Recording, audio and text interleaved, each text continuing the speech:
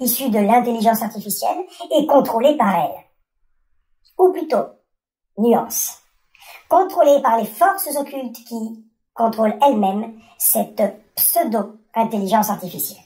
Ah oui, petite parenthèse utile. Lorsque nous dénonçons des faits épouvantables sans développer leurs tenants et aboutissants, les esprits faibles, ceux qui ne veulent pas que nous bouleversions leur misérable confort psychologique et leurs méprisables croyances, s'empressent de nier leur existence au seul prétexte que nous n'avons pas accompagné nos constats d'une explication logique à leur existence, pourtant bien factuelle. Que les faits dénoncés ne peuvent pas être réels tellement ils sont abominables, tellement ils sont épouvantables. Les manipulateurs lucifériens de la pensée collective ont tout prévu pour généraliser ce genre de réaction, à commencer leur magistrale enfumerie de la théorie de complot. Donc, je vais tout de suite vous donner l'explication.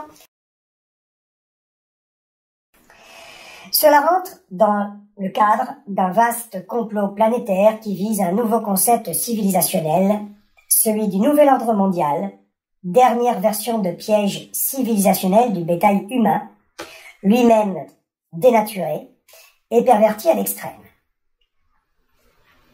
Pour les besoins de cet agenda est programmée d'une part l'extinction pure et simple de notre espèce, destinée à être remplacée par une version industrielle, issue de la procréation artificielle et des dernières pseudo-grandes avancées de la technologie, permettant une soi-disant amélioration du corps humain en l'hybridant avec la cybernétique, la nanotechnologie, les gènes de plantes ou d'animaux et la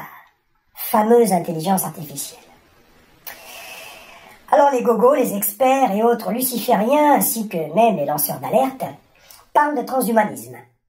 ou de révolution transhumaniste. Ah oui, on a eu la révolution du genre, avant on a eu la révolution verte, puis bien avant la révolution industrielle, et la révolution transhumaniste donc est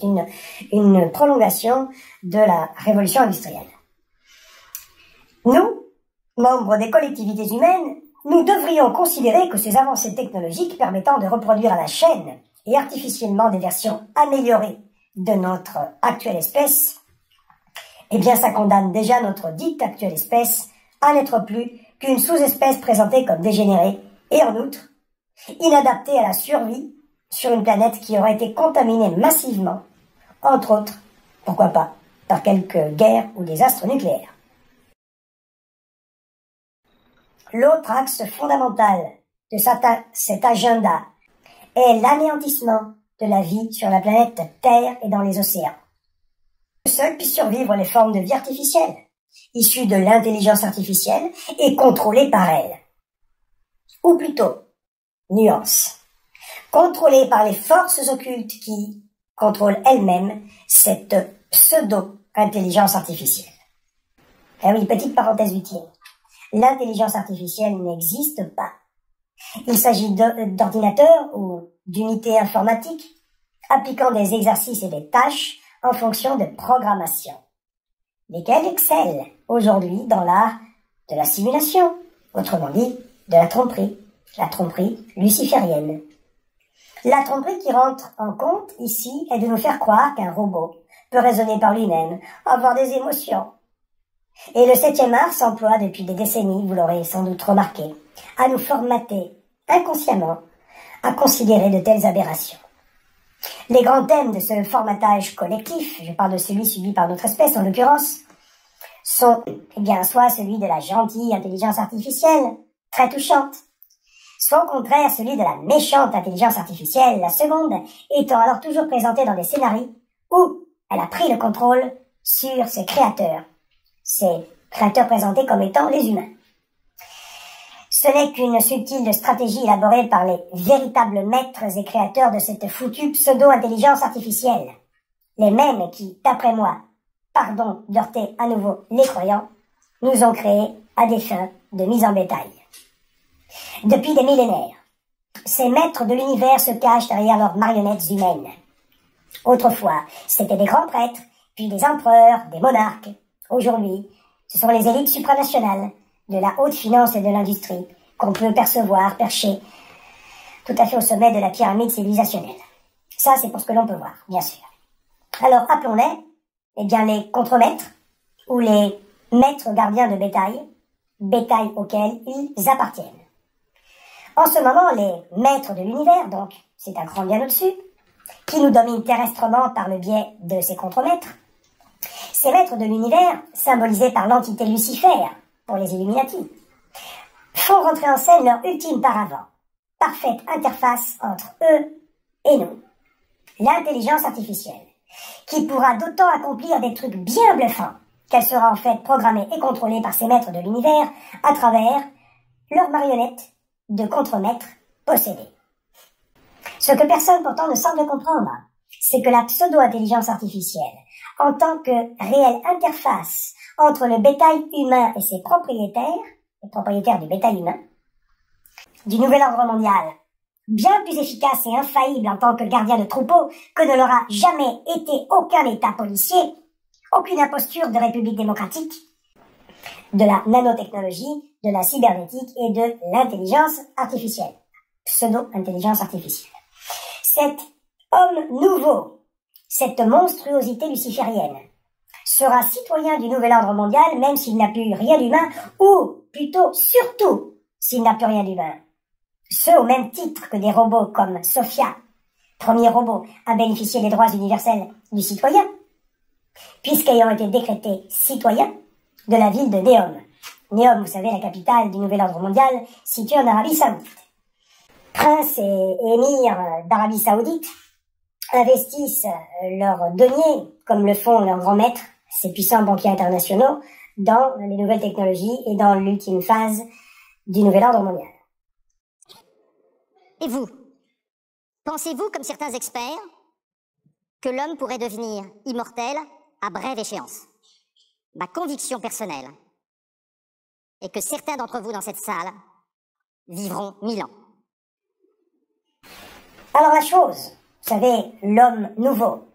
hein, cette chose sera issue à terme des chaînes de reproduction industrielles qui aura disqualifié définitivement la procréation naturelle de l'être humain, déjà disqualifiée de fait par la révolution du genre en cours d'annihilation par les innombrables offensives de la révolution industrielle dans le cadre de la dépopulation humaine. Révolution du genre et transhumanisme sont intimement liés, et à travers la massive manipulation des minorités concernées, ce sont les deux piliers permettant l'accès à la vie éternelle pour les maîtres gardiens de troupeaux, les élites lucifériennes, sachant que la condition à cela est l'installation d'une nouvelle civilisation totalement artificielle et sous contrôle total de la pseudo-intelligence artificielle, leur relève donc, sur une planète devant être détruite, aseptisée, où la vie naturelle ne serait plus possible. Quant à nous autres, eh bien, en tant que bétail humain, notre version actuelle est destinée dans ce grand plan de nouvel ordre mondial à être éradiquée purement et simplement. Je ne veux pas empiéter plus sur le livre que je suis en train de vous écrire, j'aimerais quand même qu'il vous garde quelques surprises. Mais je pense qu'il est quand même nécessaire que j'aborde les argumentations et les développements qui vous y attendent, concernant d'une part l'extinction annoncée de notre espèce, ou de la version actuelle du bétail humain, et d'autre part la destruction tout aussi évidente, inéluctable, de notre planète. Ainsi, concernant la très prochaine extinction de l'espèce humaine, elle nous a déjà même expliqué avec une effroyable logique, par de nombreux intervenants et autres prétendus experts et trous du cul, qui, soudainement, hantent tous les plateaux de la télé-poubelle pour nous vendre leur révolution transhumaniste. Pour eux, à partir du moment où l'augmentation artificielle de l'Homo sapiens sera développée sérieusement et accessible aux plus riches, celles et ceux qui, par manque de moyens financiers ou convictions idéologiques ou religieuses, se refuseront à faire mutiler et transformer leur corps pour plus de performance et de longévité, resteront les laissés pour compte de la civilisation moderne. La civilisation moderne toujours plus orientée vers le délire de la compétitivité sociale. J'ai noté comment les suppôts de Satan qui veulent nous vendre leur transhumanisme tentent de nier l'évidence que ce boom technologique va finir totalement de creuser le gouffre. Déjà, c'est plus un gouffre, ce sont les grands canyons entre les riches et les pauvres, permettant en une décade tout au plus aux uns,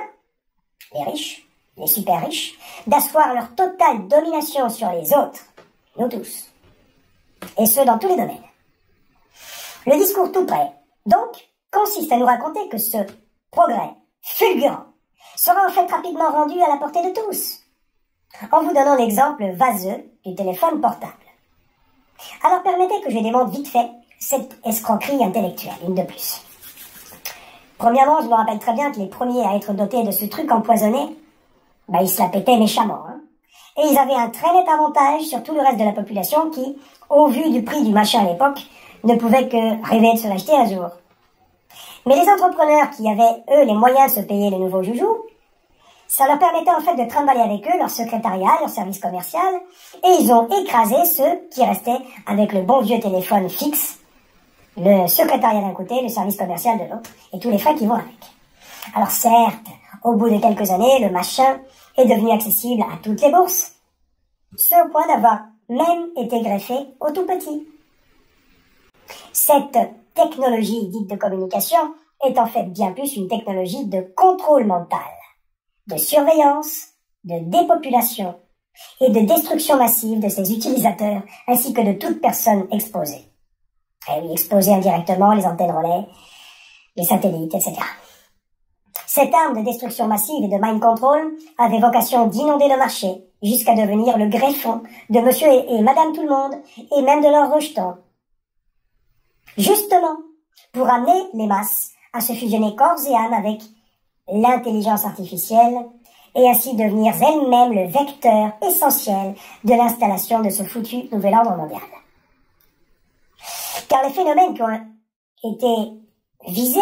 et provoqués sciemment à travers la diffusion massive de ce pseudo-progrès-là, les armes à micro-ondes dites technologies de communication, eh bien ça aurait été l'explosion de maladies dites de civilisation, l'augmentation de cas de stérilité et donc de réduction de la démographie, plus et plus de naissances monstrueuses et de cas de dégénérescence avancée, tant chez les personnes du troisième âge que chez les autres et les nourrissons, sans oublier une explosion de cas de fausses couches et de naissances prématurées. Puisque les micro-ondes pulsées électromagnétiques endommagent nos ADN, ça brise les brins d'ADN, ça endommage notre système endocrinien, nos ondes cérébrales, en plus de provoquer, par exemple, la maladie d'Alzheimer et tout type de cancer. À commencer le cancer du cerveau, évidemment. Nous savons fort bien que le thème de la prétendue médecine moderne est le prétexte essentiel utilisé par les lucifériens pour avancer dans leur agenda, ce qui est flagrant depuis les premières vagues de la révolution industrielle, du moins pour ceux qui prennent un peu de recul. Les explosions de maladies et de civilisations les plus lourdes et dégénératives possibles, ainsi que les guerres. Tout ça est organisé de toutes pièces, pour que le nombre de personnes atteintes, d'enfants nés, dégénérés ou de déformations monstrueuses, et de soldats revenant du front avec des membres en moins, soit instrumentalisé ensuite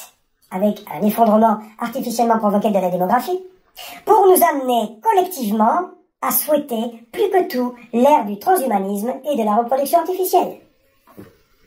Ne pas vouloir que l'on puisse doter le vétéran de guerre d'une prothèse bionique pour remplacer sa jambe arrachée après avoir sauté sur une mine, ne pas vouloir que le petit vieux puisse à nouveau marcher et vivre plus longtemps, ou encore ne pas vouloir que les couples stériles puissent avoir l'accès à la fabrique industrielle de bébés, ou encore ne pas vouloir que le progrès puisse justement garantir de la procréation artificielle industrielle, que plus aucun bébé ne naisse monstrueusement difforme, autiste, prématuré ou dégénéré, bref, tout ce que provoquent également les vaccins et encore les OGM, eh bien c'est tout simplement être inhumain. Rejeter un tel prétendu progrès, c'est prendre une position indéfendable et honteuse aux yeux des masses si bien préparées, formatées par les manœuvres lucifériennes de lavage de cerveau. Sauf que la totalité des maux qui rongent les populations est le fruit d'une minutieuse organisation de notre vie d'animal de bétail, visant à créer ces maux de toutes pièces, ne serait-ce qu'à travers un mode de vie dit moderne qui tient plus du mode de mort ou du mode de suicide collectif. Rappelez-vous quelle est la stratégie de base des lucifériens Illuminati. S'agissant de créer le problème, pour ensuite venir triomphant avec une prétendue solution ou prétendue contre-mesure, laquelle n'est en fait que l'habillage d'une ultime trahison appliquée dans le cadre de leur agenda secret. Donc, pour revenir à l'exemple du développement de l'accès au smartphone pour tous, fait pour nous rassurer et nous expliquer qu'il en sera donc de même avec les nouvelles technologies de l'homme augmenté, que celles-ci seront accessibles aux masses comme aux élites. Ben, j'espère que vous n'êtes pas dupes. Il est évident que là, nous touchons à un domaine ultra sensible qui est l'aboutissement d'un plan de domination des masses par les dites élites. Un plan qui aura très astucieusement utilisé les dites masses, ce depuis des temps immémorables, pour son bon déroulement. En fait,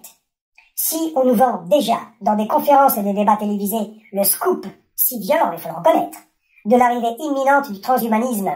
et de la possibilité d'arriver d'ici quelques années à vaincre la mort, promesse faite à Google, promesse faite par Google, mais promesse aussi faite, eh bien c'est très probablement parce qu'en fait, tout est déjà largement prêt, fonctionnel, au point, et même développé pour les plus riches. Dès l'accès aux premières avancées du transhumanisme, avant même l'étape de l'accès officialisé à la vie éternelle, les membres de cette future nouvelle classe dominante n'auront même plus à redouter la force physique des sujets primaires des classes dominées, puisque, bien qu'étant à la base des sous-humains dégénérés, ces milliardaires lucifériens pourront se doter des capacités physiques illimitées offertes par le génie génétique et la cybernétique de pointe, etc.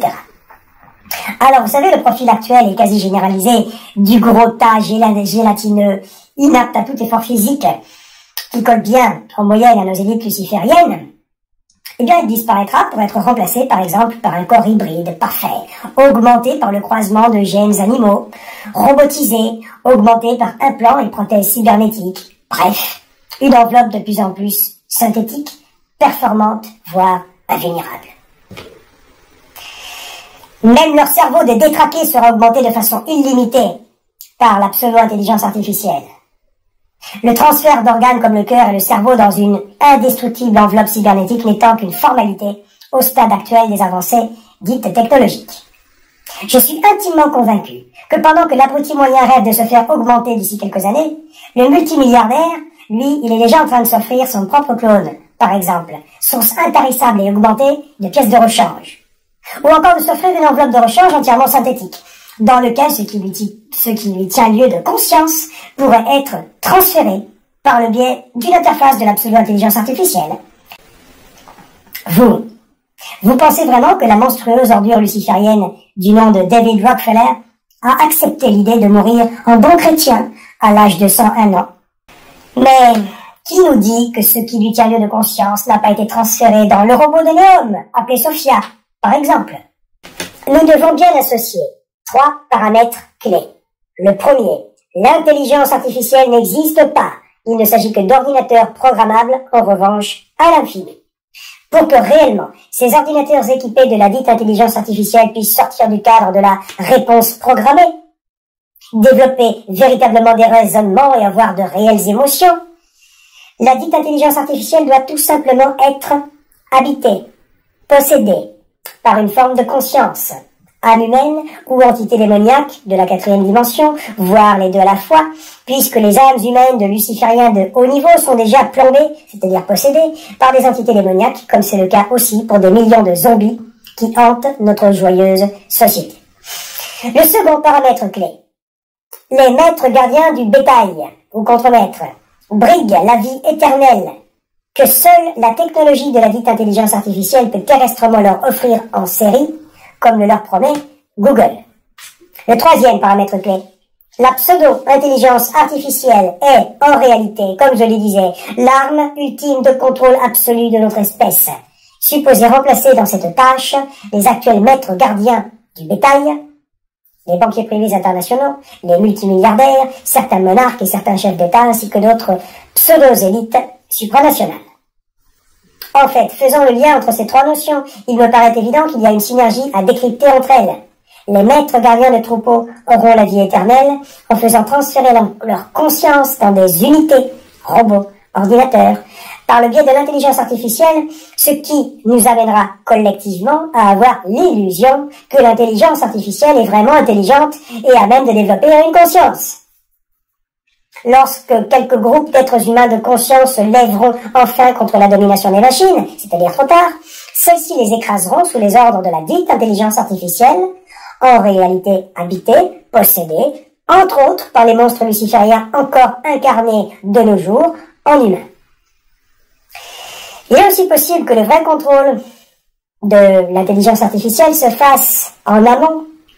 et bien par les entités de la 4e dimension, lesquelles ont toujours été, depuis la nuit des temps, derrière tout ce qui se passe dans notre 3e dimension, mais avec le handicap de ne pas pouvoir intervenir directement dans la matière. Ce handicap pourrait bien disparaître avec l'ère de l'intelligence artificielle. Je vais revenir dessus dans un instant. Quoi qu'il en soit,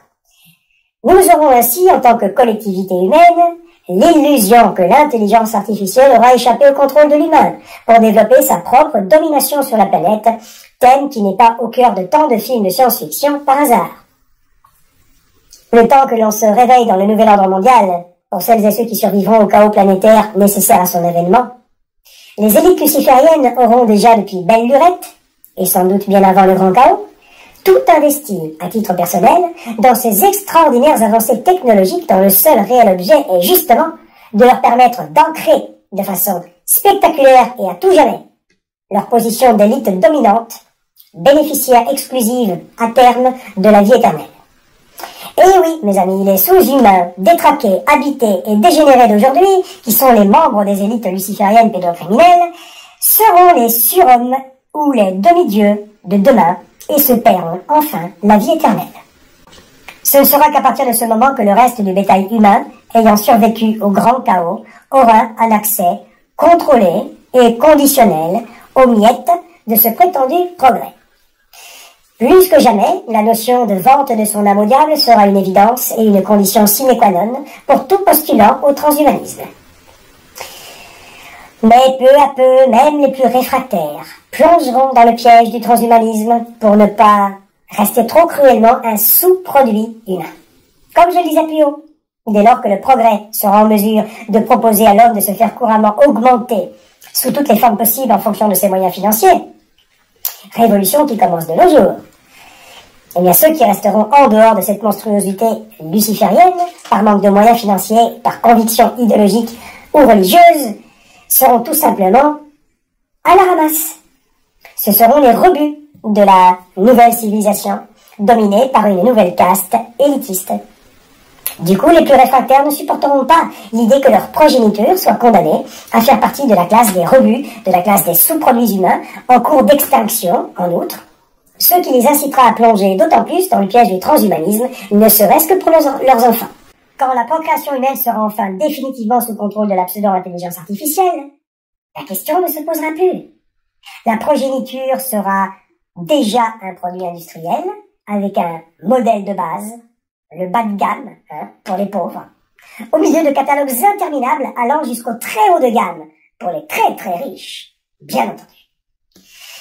L'extinction de notre forme actuelle d'Homo sapiens est effectivement inévitable, dès lors que nous laissons se développer les premiers pans de ce foutu prétendu progrès, au lieu de livrer une guerre impitoyable. Il est intéressant de noter que cette projection d'un futur immédiat m'a été permise par l'analyse des dessous de la révolution du genre et de la contagion LGBT. Car il s'agit là d'un axe essentiel de ce nouvel ordre mondial transhumaniste et transgenre, où la chute drastique de la démographie humaine, provoquée directement par la révolution sexuelle, oui, la révolution sexuelle, avortement, contraception, etc., et la révolution du genre, ainsi que par une infinie liste d'offensives de la révolution industrielle, doit servir de prétexte à l'installation de la procréation artificielle et à la disqualification des naissances naturelles.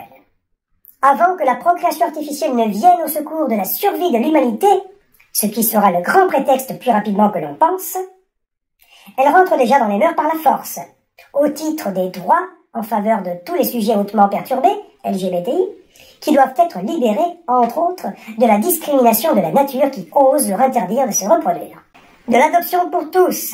en passant par la location de ventre, qui, vous verrez, va bientôt être opportunément décrétée immorale, on arrive naturellement, si je puis dire, à la reproduction intégralement artificielle, dissociée de la sexualité qui, elle, doit devenir une religion de plaisir et de fun illimité, définitivement exempt de risque de reproduction. La procréation artificielle passée dans les mœurs d'une collectivité humaine sous mind control,